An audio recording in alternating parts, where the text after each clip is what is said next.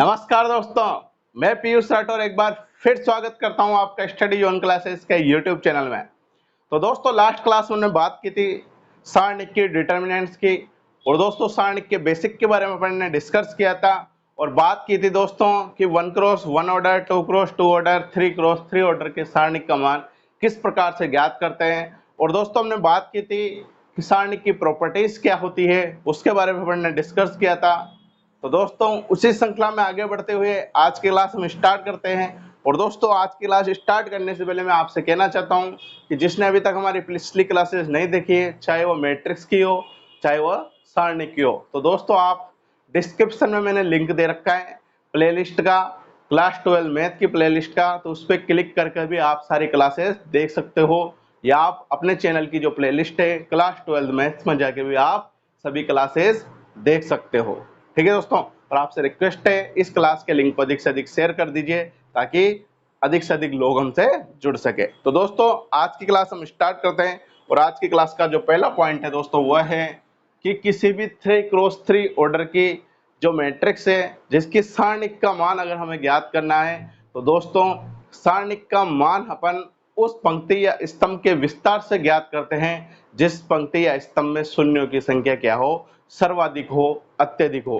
दोस्तों इस पॉइंट को अपन एक एग्जांपल से समझते हैं जिससे हमारा कंसेप्ट अच्छे से क्लियर हो सके। तो दोस्तों अपन को एक सारणिक दे रखी है कैपिटल ए बराबर, जिसका ऑर्डर है 3 क्रॉस 3, 4 0 0 2 -1 6 0 3 4। इस सारणिक का मान दोस्तों अपन को ज्ञात करना है। तो दोस्तों इस सारणिक का मान अपन उस पंक्ति या स्तंभ के विस्तार से ज्ञात करेंगे जिसमें शून्यों की संख्या क्या होती है, सर्वाधिक होती है। तो दोस्तों यहाँ पे पहली पंक्ति जो है इसमें शून्यों की संख्या सर्वाधिक है, यहाँ पे शून्यों की संख्या सर्वाधिक है। ठीक है दोस्तों, तो इस विस्तार से अपन इस सारणी का मान ज्ञात करेंगे। तो अपन ने पहला पॉइंट लिया 4। ठीक है दोस्तों, तो 4 लिया, इस 4 को फिर इस स्तंभ को और इस पंक्ति को छोड़ा, इसको इससे आपस में मल्टीप्लाई करेंगे, -1 को 4 से मल्टीप्लाई करेंगे, -1 इंटू 4, फिर माइनस लगा के इसको इससे मल्टीप्लाई कर देंगे 6 इंटू 3। ठीक है दोस्तों, पहले पॉइंट के आगे प्लस आता है फिर माइनस आता है, ये मैंने लास्ट क्लास में आपको बताया था। फिर माइनस लगा के दूसरा पॉइंट लेंगे 0, और 0 को दोस्तों इस स्तंभ को और इस पंक्ति को अपन छोड़ेंगे तो 2 4 से मल्टीप्लाई होगा, 2 इंटू 4 माइनस 6 0 से मल्टीप्लाई होगा। ठीक है दोस्तों, इसके बाद प्लस लगा के तीसरा एलिमेंट अपन लेंगे, फिर इस स्तंभ को और इस पंक्ति को अपन छोड़ेंगे तो 2 3 से मल्टीप्लाई होगा, 2 इंटू 3, फिर माइनस लगा के 0 -1 से मल्टीप्लाई होगा। दोस्तों यहाँ पे मैंने एक कोष्टक और लगाया, क्यों लगाया, क्योंकि यहाँ माइनस है, इस माइनस से मल्टीप्लाई होने पे चिन्ह चेंज होगा। ठीक है, तो आप भी लगाना, गलती मत करना। ठीक है दोस्तों, अब इसको सोल्व करते हैं। अब दोस्तों 4 -4 -18, अब दोस्तों यहाँ पे गुणा करने में कुछ भी आए वह 0 से मल्टीप्लाई होकर क्या बन जाएगा, 0 बन जाएगा। इसी प्रकार दोस्तों यहाँ पे भी कुछ भी आए 0 से मल्टीप्लाई होकर क्या बन जाएगा, 0 बन जाएगा। तो दोस्तों यही कारण है कि अपन सारणी का विस्तार उस पंक्ति या स्तंभ से करते हैं जिसमें सर्वाधिक संख्या शून्य की हो, क्योंकि दोस्तों यहाँ शून्य से गुणा करते हैं दो तो ऑलरेडी क्या बन जाएंगे, 0 बन जाएंगे। तो एक ही पॉइंट के विस्तार से अपन को क्या प्राप्त हो जाएगा, सारणी का मान हमें प्राप्त हो जाएगा। ठीक है दोस्तों, तो यहाँ पे 4 इंटू -22, इसको मल्टीप्लाई किया तो -88 दोस्तों अपने सारणिक का मान प्राप्त हो गया। दोस्तों जब भी मान प्राप्त होंगे उस सारणिक के को अपन इस मापांक के चिन्ह में बंद करेंगे, क्योंकि इस सारणिक के मान को रिप्रेजेंट करता है। ठीक है दोस्तों, अब दोस्तों अपन बात करते हैं इस आज के प्रॉपर्टी नंबर पॉइंट नंबर 2 की। पॉइंट नंबर 2 ये कहता है दोस्तों कि जो विकर्ण मैट्रिक्स होती है उस विकर्ण मैट्रिक्स के सारणिक का मान हमें ज्ञात करना होता है। तो अपन उस विकर्ण मैट्रिक्स के सारणिक का मान ज्ञात करने के लिए मुख्य विकर्ण के अवयवों को आपस में गुणा करते हैं। तो दोस्तों मुख्य विकर्ण के अवयवों को आपस में गुणा करने पर जो मान हमें प्राप्त होगा वही सारणिक का मान होगा। ठीक है दोस्तों, तो इसको एक एग्जांपल से अपन समझते हैं जिससे हमारा कंसेप्ट और अच्छे से क्लियर हो सके। ये दोस्तों मान लो कोई सारणिक अपन को दे रखी है 3 क्रॉस 3 ऑर्डर की, यानी विकर्ण मैट्रिक्स की सारणी है, किसकी है, विकर्ण मैट्रिक्स की सारणिक। और दोस्तों अपन ने लास्ट क्लासों में पढ़ा था विकर्ण मैट्रिक्स उस मैट्रिक्स को कहा जाता है जिसमें मुख्य विकर्ण के अलावा सभी अवयव क्या हो, शून्य हो। तो दोस्तों ये मुख्य विकर्ण के अलावा सभी अवयव क्या है, शून्य है। तो विकर्ण मैट्रिक्स की ये सारणिक अपन ने लिखी है।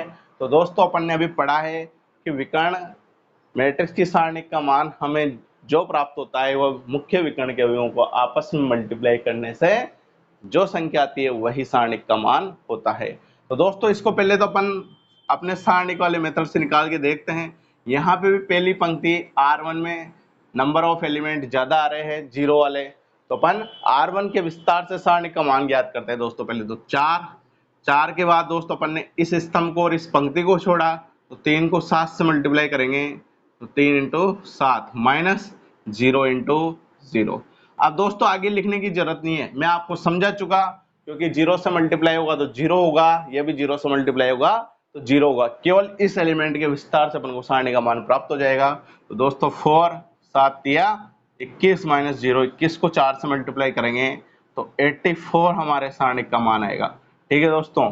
अब दोस्तों सेकंड मेथड जो है, सेकंड तरीका जो है वो अपन ने पढ़ा है, अभी मैंने आपको बताया है कि जो मुख्य विकर्ण के अवयव है उनको आपस में मल्टीप्लाई करेंगे तब भी सारणिक का मान हमें प्राप्त हो जाएगा। तो दोस्तों इन एलिमेंट को अपन ने आपस में मल्टीप्लाई किया, 4 इंटू 3 इंटू 7, तो दोस्तों वो भी सारणिक का मान हमें प्राप्त हो जाएगा। 4 दिया 12 और 7 12 84। तो दोस्तों ये भी कितना आ गया अपने पास, 84। ठीक है दोस्तों। तो ये पॉइंट नंबर सेकंड था अपना कि किसी भी विकर्ण मैट्रिक्स के सारणिक का मान उसके मुख्य विकर्ण के एलिमेंट को आपस में मल्टीप्लाई करके ज्ञात किया जा सकता है। ठीक है दोस्तों। अब दोस्तों बात करते हैं अपन तीसरे पॉइंट की, और तीसरा पॉइंट ये है दोस्तों हमारा कि किसी भी त्रिभुजाकार मैट्रिक्स की सारणिक का मान भी उसके मुख्य विकर्ण के अवयवों को आपस में मल्टीप्लाई करके गुणा करके ज्ञात किया जा सकता है। तो दोस्तों जो विकर्ण मैट्रिक्स वाला कंसेप्ट है वो त्रिभुजाकार मैट्रिक्स में भी लग सकता है। और दोस्तों त्रिभुजाकार मैट्रिक्स अपन ने पढ़ी थी कि वह मैट्रिक्स जिसमें मुख्य विकर्ण के ऊपर या मुख्य विकर्ण के नीचे सभी एलिमेंट शून्य होते हैं उन्हें अपन त्रिभुजाकार मैट्रिक्स कहते थे। तो मुख्य विकर्ण या तो मुख्य विकर्ण के ऊपर वाले एलिमेंट शून्य रहेंगे या नीचे वाले एलिमेंट शून्य रहेंगे, तो उसे क्या कहा जाएगा, त्रिभुजाकार मैट्रिक्स कहा जाएगा। तो दोस्तों यह त्रिभुजाकार मैट्रिक्स की सारणिक अपन ने लिखी, यह मुख्य विकर्ण के नीचे के अवयव क्या है, शून्य है। तो नीचे के अवयव शून्य है तो इसे अपन ऊपरी त्रिभुजाकार मैट्रिक्स कहते थे। अब दोस्तों इसमें भी सारणिक का मान जो अपन प्राप्त करेंगे तो इन एलिमेंट को आपस में गुणा करने से जो मान आएगा वही सारणिक का मान होगा। चाहे तो दोस्तों अपन विस्तार से भी ज्ञात कर लेते हैं एक बार सारणिक का मान। तो दोस्तों यहाँ पे इस वाले स्तंभ में सर्वाधिक संख्या कितनी आ रही है, 0 की, इस वाले स्तंभ में आ रही है। तो इस वाले स्तंभ के विस्तार से अपन सारणिक का मान ज्ञात करते हैं। तो पहला एलिमेंट लिया अपन 7 लिया, तो दोस्तों इस वाले स्तंभ और इस वाली पंक्ति को बंद छोड़ेंगे, तो 3 को 4 से मल्टीप्लाई करेंगे, फिर -7 को 0 से मल्टीप्लाई करेंगे। अब दोस्तों इस स्तंभ के विस्तार में इन दोनों 0 को अपन को लिखने की जरूरत नहीं है, क्योंकि 0 से मल्टीप्लाई करेंगे तो सारे क्या हो जाएंगे, 0 हो जाएंगे। तो 7 4 दिया 12 माइनस 0 कितना है दोस्तों, 84 हमें ये प्राप्त हुआ। और यहाँ पे भी दोस्तों इन तीनों को अपन मल्टीप्लाई करेंगे, 7 या 21, 21 चौक 84, तो इसमें भी 84 हमें प्राप्त हो जाएगा, 84 में प्राप्त हो जाएगा। तो दोस्तों चाहे विकर्ण मैट्रिक्स की सारणिक हो या त्रिभुजाकार मैट्रिक्स की सारणी हो, उसका मान मुख्य विकर्ण के एलिमेंट को अवयवों को आपस में गुणा करके ज्ञात किया जा सकता है। ठीक है दोस्तों। इसके बाद बात करते हैं दोस्तों अगले पॉइंट की, तो हम आगे चलते हैं।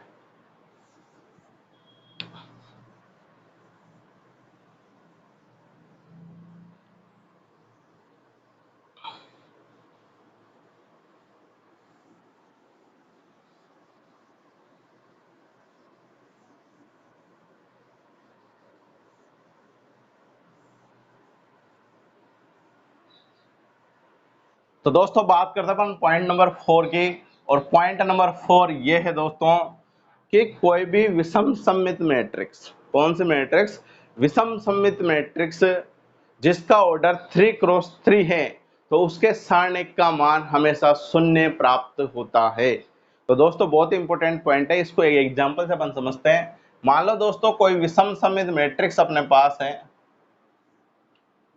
उसकी सारणी में यहाँ पे लिख देता हूँ जिसका ऑर्डर क्या है 3x3, 0 0 0 2 3 4 -2 -3 -4। तो दोस्तों लास्ट क्लास में हमने पढ़ा था कि विषम सममित मैट्रिक्स एक ऐसी मैट्रिक्स होती है जिसके मुख्य विकर्ण के सभी अवयव शून्य होते हैं तथा वह मैट्रिक्स मुख्य विकर्ण के सापेक्ष सममित होती है। ओनली केवल चिन्ह का अंतर होता है। किसका अंतर होता है? चिन्ह का अंतर होता है। तो दोस्तों यहाँ पे मुख्य विकर्ण के सभी अवयव शून्य हैं और यहाँ 2 3 4 है, तो इधर भी 2 3 4 है। ओनली यहाँ सभी प्लस चिन्ह के साथ है, तो यहाँ माइनस चिन्ह के साथ है। दोस्तों ये अपन ने लास्ट क्लास में पढ़ा था कि विषम सममित मैट्रिक्स क्या होती है और उसकी सारणी मैंने यहाँ पे ड्रॉ करी है जिसका ऑर्डर क्या है 3x3। तो दोस्तों विषम सममित मैट्रिक्स की सारणी का मान हमेशा क्या होगा? शून्य प्राप्त होगा। तो अपन चेक करते हैं इसका मान शून्य किस प्रकार से प्राप्त होता है। तो दोस्तों अपन सबसे पहले जीरो लेते हैं, जीरो, फिर जीरो के बाद दोस्तों इस स्तंभ को और इस पंक्ति को मन छोड़ेंगे तो जीरो जीरो से मल्टीप्लाई होगा, फिर -4 से मल्टीप्लाई होगा, 4 -4 से मल्टीप्लाई होगा। फिर दोस्तों यहाँ माइनस आएगा, -2 मैंने आपको लास्ट क्लास में बताया था। फिर इस स्तंभ को और इस पंक्ति को मन छोड़ेंगे तो -2 0 से मल्टीप्लाई होगा, फिर माइनस लगा के 4 -3 से मल्टीप्लाई होगा। ठीक है दोस्तों, फिर यहाँ पे क्या आएगा +3, फिर इसके बाद इस स्तंभ को और इस पंक्ति को बंद छोड़ेंगे तो -2 -4 से मल्टीप्लाई होगा, -2 × -4, फिर -0 -3 से मल्टीप्लाई होगा, 0 × -3। इसको सोल्व करते हैं दोस्तों अपन। तो दोस्तों यहाँ पे तो 0 है, 0 से सभी मल्टीप्लाई होंगे तो यहाँ 0 आ जाएगा, फिर -2 × 0 कितना होगा 0, -4 -3 यहाँ प्लस का 12 हो जाएगा। ठीक है दोस्तों, फिर +3 -2 -4 कितना हो गया प्लस का 8 और 0 से -3 मल्टीप्लाई होगा तो 0। तो दोस्तों यहाँ पे 0 + 12 कितने 12, 12 को 2 से मल्टीप्लाई करेंगे -2 से तो माइनस के 24, 8 - 0 कितना हुआ 8 और 8 को 3 से मल्टीप्लाई करेंगे तो प्लस का 24, तो -24 + 24 कितना गया दोस्तों? सारणी का मान कितना प्राप्त हो गया? 0 प्राप्त हो गया। तो दोस्तों यहाँ पे सिद्ध ये हो गया कि कोई भी विषम सममित मैट्रिक्स के उसके सारणी का मान हमेशा क्या होता है? शून्य प्राप्त होता है यदि उसका ऑर्डर क्या हो 3x3 हो। तो दोस्तों ये सारे पॉइंट बहुत इंपॉर्टेंट पॉइंट है, सारणी के क्वेश्चन में अपन को जरूरत पड़ेगी इनकी, तो आप अच्छे से समझना।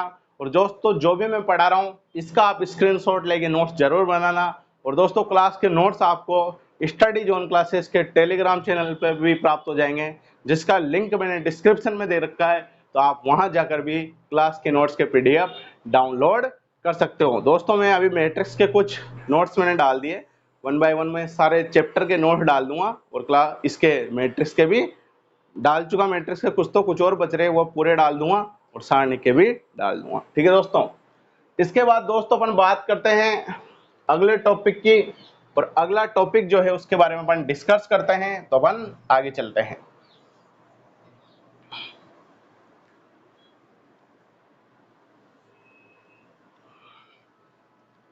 अगले टॉपिक के बारे में डिस्कस करने से पहले दोस्तों मैं आपको एक पॉइंट और बता देता हूं कि जो भी इकाई मैट्रिक्स होती है, जो भी यूनिट मैट्रिक्स होती है, उस यूनिट मैट्रिक्स के सारणिक का मान हमेशा 1 प्राप्त होता है। ये तो दोस्तों अपन ने मैट्रिक्स जब पढ़ा था तब भी पढ़ा था कि यूनिट मैट्रिक्स जो होती है उसके सारणिक का मान हमेशा क्या होता है 1 प्राप्त होता है। तो यहाँ पे भी मैं डिस्कस कर रहा हूँ दोस्तों, जो भी यूनिट मैट्रिक्स है, यूनिट मैट्रिक्स वह मैट्रिक्स होते हैं जिसके सभी अवयव क्या होते हैं 1 होते हैं, और उसके सारणिक का मान अपन ज्ञात करेंगे विस्तार विधि से विस्तार करके, तो हमेशा क्या होगा 1 ही प्राप्त होगा। ये आपको ध्यान रखना है कि किसी भी इकाई मैट्रिक्स के सारणिक का मान हमेशा 1 होता है, 1 होता है। तो दोस्तों ये इंपॉर्टेंट पॉइंट है भी। अब दोस्तों हम बात करते हैं अगले टॉपिक की, और अगला टॉपिक है हमारा सारणिक का मान ज्ञात करने की लघु विधि, लघु विधि यानी short method for determine the value of determinants. तो दोस्तों सारणिक का मान ज्ञात करने की लघु विधि क्या है, जिसको एक नाम और दिया गया है दोस्तों, सारोस्चित्र विधि। क्या नाम दिया गया है? सारोस्चित्र विधि। तो दोस्तों एक और तरीका है जिससे अपन सारणिक का मान ज्ञात कर सकते हैं, वह है हमारा सारोस्चित्र विधि। तो दोस्तों इस मेथड से किस प्रकार अपन सारणिक का मान ज्ञात करेंगे उसको अपन समझते हैं। मान लो दोस्तों ये कोई सारणिक अपन को दे रखी है, कोई भी ले लो 1 3 4 3 2 7 8 5 4, ये एक सारणिक दोस्तों अपने पास है। एक तो तरीका वही है इसका मान ज्ञात करने का कि अपन किसी भी पंक्ति या स्तंभ का विस्तार करेंगे और उससे सारणिक का मान ज्ञात कर लेंगे। दो दोस्तों सारोस्चित्र विधि है, ये क्या है, इसमें क्या करते हैं दोस्तों, अपन इस सारणी के एलिमेंट को अपन ने लिख दिया पहले तो यहाँ पे 1 3 4 3 2 7 8 5 4। ठीक है दोस्तों, अब क्या करेंगे, शुरू के दो स्तंभ के एलिमेंट को एक बार और लिख देंगे इसके पीछे। जैसे पहले स्तंभ के एलिमेंट है 1 3 8, दूसरे स्तंभ के एलिमेंट है 3 2 5। तो दोस्तों एक बार तो सारणी के एलिमेंट अपन को लिखने हैं, उसके बाद क्या करना है, शुरू के स्टार्टिंग के जो दो स्तंभ है उनके एलिमेंट को अपन को इनके पीछे लिख देना है। अब क्या करेंगे दोस्तों, ये एक फर्स्ट विकर्ण मुख्य विकर्ण, ये एक सेकंड मुख्य विकर्ण और ये एक थर्ड मुख्य विकर्ण। इनके एलिमेंट को आपस में मल्टीप्लाई करेंगे, इनके एलिमेंट को आपस में क्या करेंगे, मल्टीप्लाई करेंगे। जैसे 1 को 2 से मल्टीप्लाई करेंगे, फिर उसको 4 से मल्टीप्लाई करेंगे, इन तीनों को आपस में मल्टीप्लाई कर दिया, फिर प्लस लगाएंगे, फिर इन तीनों को भी आपस में मल्टीप्लाई करेंगे 3 इंटू 7 इंटू 8, फिर दोस्तों प्लस लगाएंगे, फिर इन तीनों को भी आपस में मल्टीप्लाई करेंगे 4 इंटू 3 इंटू 5। पहला काम तो ये कंप्लीट हो गया दोस्तों। अपन ने इन तीनों को एक कोष्टक में बंद कर दिया मल्टीप्लाई करके, फिर माइनस लगाएंगे, फिर क्या लगाएंगे, माइनस। अब एक बार तो इसे करेंगे, अब दूसरी बार क्या करेंगे दोस्तों, इस वाले ये द्वितीय विकर्ण का एलिमेंट, फर्स्ट द्वितीय विकर्ण के एलिमेंट, फिर ये दूसरे द्वितीय विकर्ण के एलिमेंट और ये तीसरे द्वितीय विकर्ण के एलिमेंट। अब दोस्तों इन एलिमेंट को भी आपस में मल्टीप्लाई करेंगे और ऐड करेंगे और इसमें से घटा देंगे, तो हमें क्या प्राप्त हो जाएगा, इस सारणिक का मान प्राप्त हो जाएगा। इसे ही बोलते हैं सारोस्चित्र विधि। तो दोस्तों बहुत सी बार एग्जाम में आ जाता है कि उपरोक्त दी हुई सारणिक का मान सारोस्चित्र विधि से ज्ञात करो। 2 नंबर में क्वेश्चन आ सकता है, तो आपको इस प्रकार से ज्ञात करना है। अब दोस्तों इनको आपस में मल्टीप्लाई करेंगे तो 3 इंटू 3 इंटू 4, 3 इंटू 3 इंटू 4, फिर plus 1 into 7 into 5, 1 into 7 into 5, फिर plus 4 into 2 into 8, 4 into 2 into 8। इसको सोल्व कर लेंगे दोस्तों तो हमें सारणिक का मान प्राप्त हो जाएगा। क्या प्राप्त हो जाएगा, सारणिक का मान। तो 4 दूआ 8, 8 प्लस 8 सत्ते 56, 56 तिया कितने हुए, 7 तिया 21, 21 और 8, 8 20 के 160, 8 168। ठीक है दोस्तों, प्लस 4 तिया 12 पंजे 60, माइनस 3 तिया 9 चौक 36, प्लस 7 पंजे 35, प्लस 4 दो 8 8 64। ये हो गया दोस्तों, कितना हो गया ये, 8 8 16 के 6 हासिल का 1, 6 1 7 6 13 का 3 हासिल का 1, 236। 236 में से क्या माइनस करेंगे, 5 4 9, 9 6 15 के 5 हासिल का 1, 6 1 7 3 10 3 13, 135। तो 236 में से 136 जाता तो कितना आता, 100 आता, लेकिन यहाँ कितना जा रहा है, 135 जा रहा है, तो 6 में से 5 जाएगा तो 1, 3 में से 3 जाएगा तो 0 और 2 में से 1 जाएगा तो 1। तो सारणिक ए का मान जो हमें प्राप्त हो जाएगा दोस्तों, और कितना हो जाएगा, 101। तो दोस्तों इस प्रकार से अपन सारोस्चित्र विधि के द्वारा सारणिक का मान ज्ञात कर सकते हैं। पहले क्या करेंगे, मुख्य विकर्ण के एलिमेंटों को आपस में मल्टीप्लाई करेंगे, बीच में प्लस लगाएंगे, फिर माइनस लगा के द्वितीय विकर्ण के एलिमेंट को आपस में मल्टीप्लाई करेंगे, बीच में क्या लगाएंगे, प्लस। ठीक है दोस्तों। अब दोस्तों इसके बाद अपन कुछ क्वेश्चन करते हैं अभी तक जो भी पढ़ा उसके बेस पर, ताकि हमारे कंसेप्ट अच्छे से क्लियर हो सके। तो अब हम आगे चलते हैं।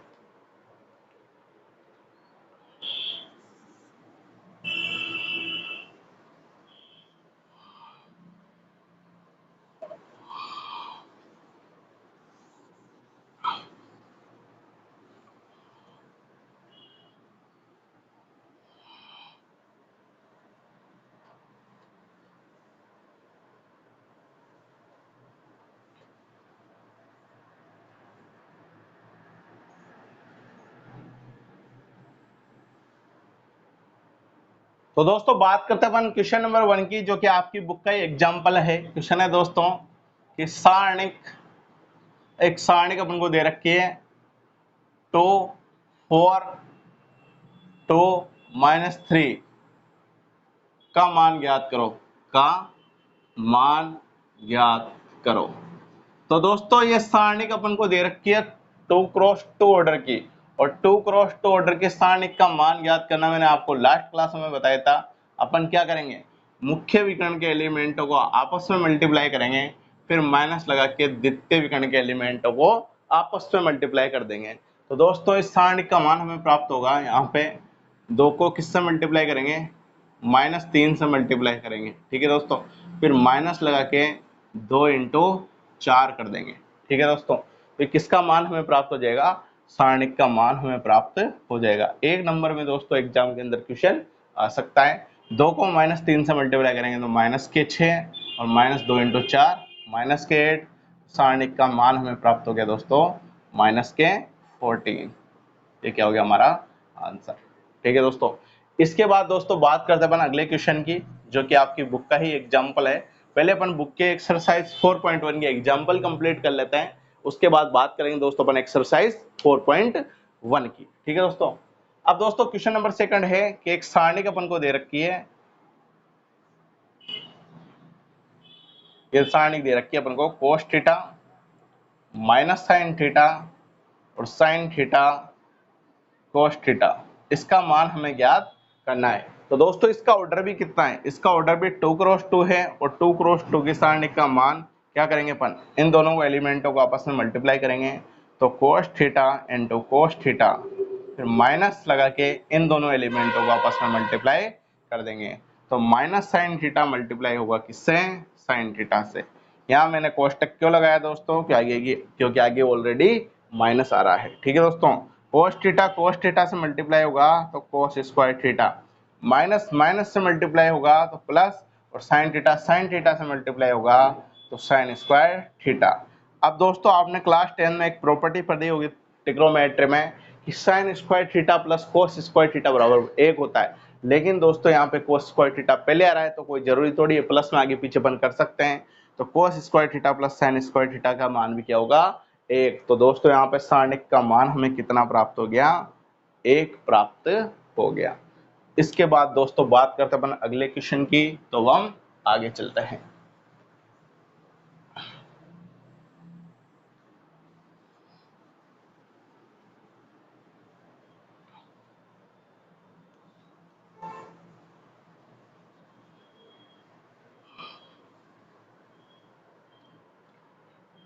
तो अगला क्वेश्चन है दोस्तों, एक सारणिक अपन को दे रखी है a बराबर 3 11 -1 5 2 0 10 3 0।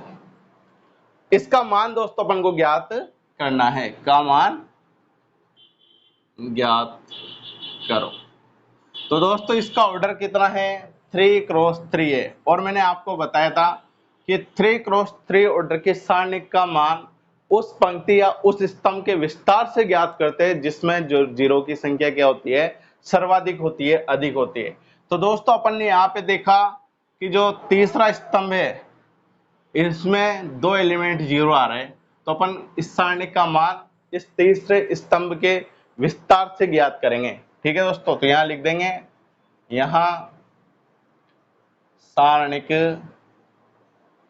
का मान C3 यानी तीसरा स्तंभ, कॉलम नंबर 3, C3 के विस्तार से ज्ञात करने पर। दोस्तों प्रत्येक चीज एग्जामिनर को समझानी पड़ेगी, जब जाकर ही हमें पूरे मार्क्स मिल सकते हैं। ठीक है दोस्तों, तो यहाँ पे C3 के विस्तार से अपन सारणिक का मान ज्ञात करेंगे, तो बराबर आएगा सबसे पहले -1।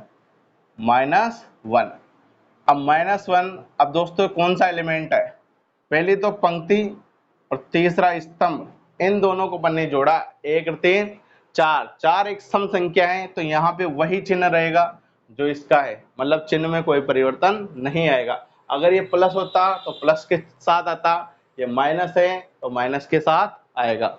अगर दोस्तों यहाँ पे एक विषम संख्या आ जाती है उन पंक्ति और स्तंभ के एलिमेंट को जोड़ने पे, तो क्या आता, चिन्ह चेंज हो जाता। ठीक है दोस्तों, अब -1 है, इस वाले स्तंभ को और इस वाली पंक्ति को अपन छोड़ेंगे, तो 5 को 3 से मल्टीप्लाई करेंगे, 5 × 3, फिर -2 को 10 से मल्टीप्लाई करेंगे। ठीक है दोस्तों, इसके बाद ये लेंगे दोस्तों 0, तो 0 से तो मैंने आपको बताया था, फिर भी एक बार लिख देता हूं मैं आपको, क्योंकि हर चीज अपन को एग्जामिनर को समझानी है।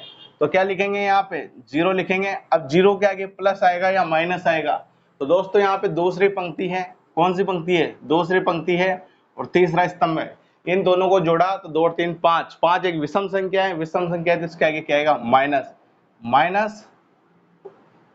ठीक है, अब इसके बाद इस 0 को, तो इस वाले स्तंभ को अपन छोड़ेंगे और इस वाली पंक्ति को अपन छोड़ेंगे, तो 3 से मल्टीप्लाई होगा, 3 × 3, फिर -11 10 से मल्टीप्लाई होगा। ठीक है दोस्तों, इसके बाद फिर ये 0 लेंगे, ये 0 ले लिया, अब इसके आगे प्लस लगेगा या माइनस लगेगा, तो दोस्तों ये तीसरी पंक्ति और तीसरे स्तंभ का एलिमेंट है, 3 और 3 6, 6 एक सम संख्या है, तो यहाँ क्या लगेगा, प्लस लगेगा। ठीक है दोस्तों, इसके बाद इस वाली पंक्ति को और इस वाले स्तंभ को अपन छोड़ेंगे, तो 3 को 2 से मल्टीप्लाई करेंगे, 3 × 2, फिर माइनस लगा के 11 को 5 से मल्टीप्लाई कर देंगे। ठीक है दोस्तों, अब इसको सोल्व कर लेंगे तो हमें इस सारणिक का मान प्राप्त हो जाएगा।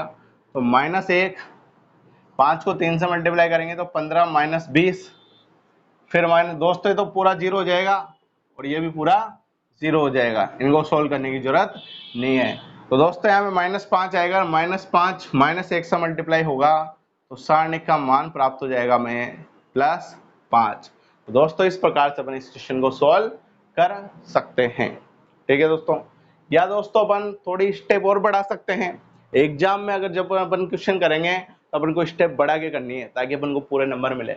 स्टेप कैसे बढ़ा सकते हैं दोस्तों, मैं आपको समझा देता हूँ। यहाँ पे अपन एक बार ऐसे लिख सकते हैं, -1, फिर -1 को छोड़ने के बाद क्या बचे, 5 2 10 और 3, फिर इनको आपस में मल्टीप्लाई करेंगे, 5 3 15, -10 2 20। इसी प्रकार यहाँ पे भी लिख सकते हैं, इसी प्रकार यहाँ पे भी लिख सकते हैं अपन।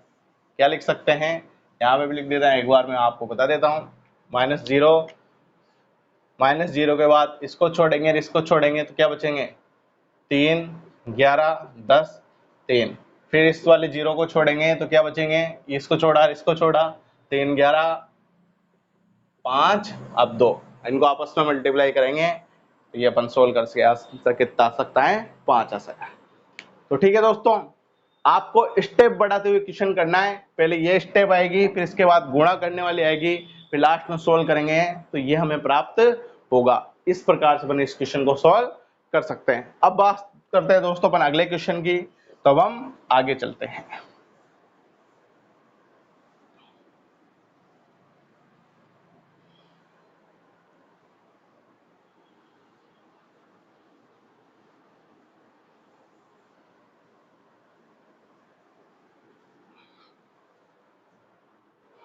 तो दोस्तों बात करते हैं अगले क्वेश्चन की। अगला क्वेश्चन है, यदि सारणिक के 8 2 4 बराबर 4 हो तो के का मान ज्ञात करो, के का मान ज्ञात करो। तो दोस्तों ये सारणिक अपन को दे रखी है और इसके बराबर दे रखा है 4 और k का मान अपन को ज्ञात करना है। तो दोस्तों इसका बराबर 4 है तो इसका मतलब क्या है कि जो सारणिक अपन को दे रखी है उसका मान कितना है, 4 के बराबर है। तो किसका मान हमें ज्ञात करना है, k का मान ज्ञात करेंगे। तो दोस्तों सबसे पहले अपन इस सारणी का मान निकालेंगे और उसको किसके बराबर कर देंगे, 4 के बराबर कर देंगे। फिर उस इक्वेशन को सोल्व करेंगे तो हमें किसका मान प्राप्त हो जाएगा, 4 का मान प्राप्त हो जाएगा। तो दोस्तों यहाँ पे क्या करेंगे अपन, मुख्य विकर्ण के एलिमेंट को इस वाले एलिमेंट से मल्टीप्लाई करके आपस में माइनस करेंगे, क्योंकि यहाँ का ऑर्डर कितना है, सारणिक का ऑर्डर है 2 क्रॉस 2। तो दोस्तों यहाँ पे क्या करेंगे, यहाँ k इंटू 4 माइनस 2 इंटू 8 किसके बराबर हो जाएगा, 4 के बराबर। तो 4 को कैसे मल्टीप्लाई करेंगे, तो 4 के माइनस 2 इंटू 8 16 और 4, ये माइनस 16 उधर जाएगा तो प्लस का 16 हो जाएगा, 4 प्लस 16, 4 के बराबर 20 और ये 5 बार कट जाएगा तो k बराबर आ जाएगा दोस्तों 5। ये हमें प्राप्त हो गया k का मान। ठीक है दोस्तों, तो इस प्रकार से अपन इस क्वेश्चन को सोल्व कर सकते हैं।